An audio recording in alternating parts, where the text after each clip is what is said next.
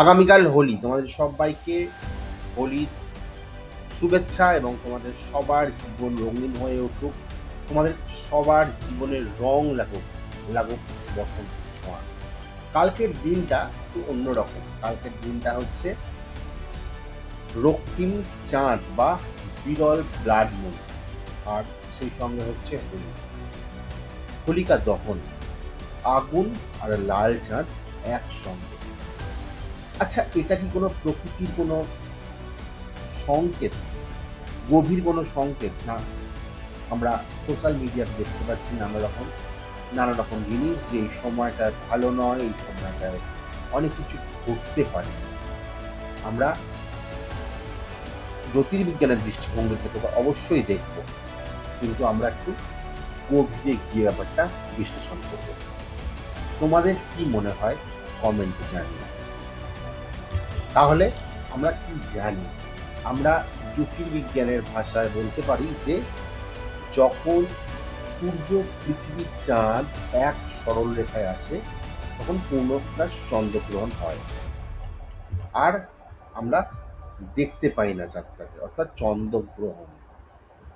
অর্থাৎ আমরা একটা অ্যালাইনমেন্ট দেখি। আচ্ছা, এই অ্যালাইনমেন্টটা কি শুধু আকাশে ঘটে, না আমাদের শরীরের ভেতরে সেটাও আমাদের একটা প্যারালাল অ্যালাইনমেন্ট হয়?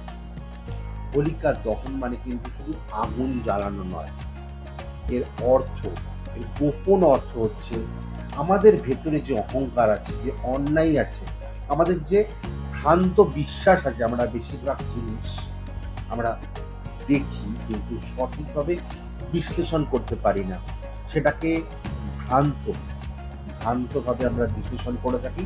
আমাদের ভেতরে যে ভ্রান্ত বিশ্বাস আছে এবং সেটা থেকে আমরা অনেক সময় ডিসিশন নিই।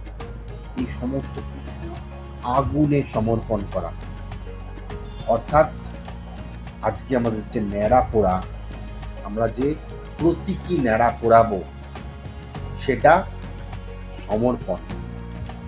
আর তারপরে আসছে হচ্ছে রক্তিম চাঁদ বা ব্লাড মুন। ব্লাড মুন হচ্ছে আমাদের ভেতরে প্রত্যেকের কিছু ইচ্ছা থাকে, প্রত্যেকের কিছু আমাদের আবেগ থাকে, সেটার উন্মোচন হচ্ছে ব্লাড মুন। যে অনুভূতিগুলো আমরা চেপে রাখি, যে অন্ধকারকে আমরা স্বীকার করতে চাই না, সেগুলো হঠাৎ করে স্পষ্ট হয়ে ওঠে। বাইরে আগুন জ্বলছে আর আকাশে লাল চাঁদ, তাহলে ভেতরে জমে থাকা যে অন্ধকারগুলো, সেগুলো আলো জ্বলছে। আর এই জায়গায় আমি বলতে পারি আমাদের কালী মাতা, অর্থাৎ কালী ঠাকুর। কারণ কালী ঠাকুর কিন্তু কোনো ভয়ঙ্কর দেবী নয়, তিনি আমাদের যে সৃষ্টি, তার আদি রূপ।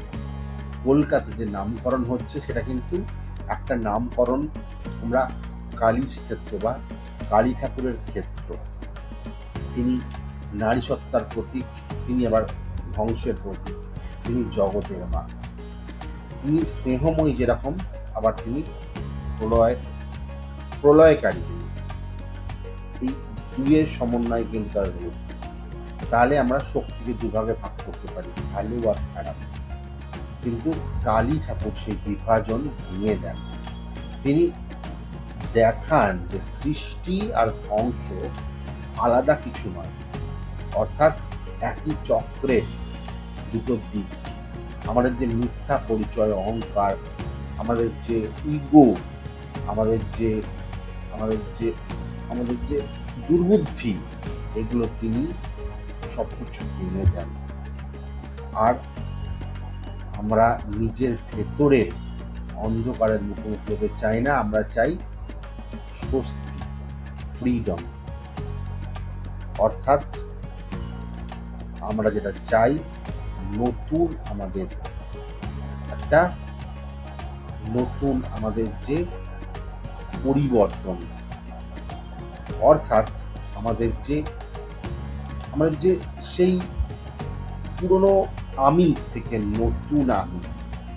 কিন্তু আমরা কতটা প্রস্তুত নিজেকে সেই নতুন আমিকে যাতে আমরা নতুন আমিতে যেতে পারি সচেতনভাবে, সম্পূর্ণভাবে।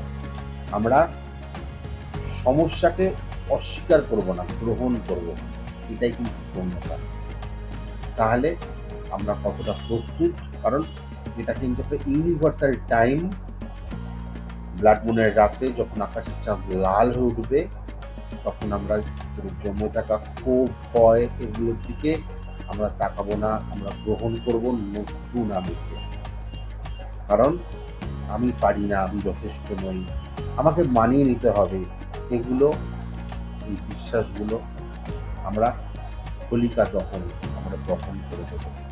আর আমরা আমার যে সত্যিকারের যে আমি পারি, তুমিও পারো, সেটাই কিন্তু স্বীকার করে নেব।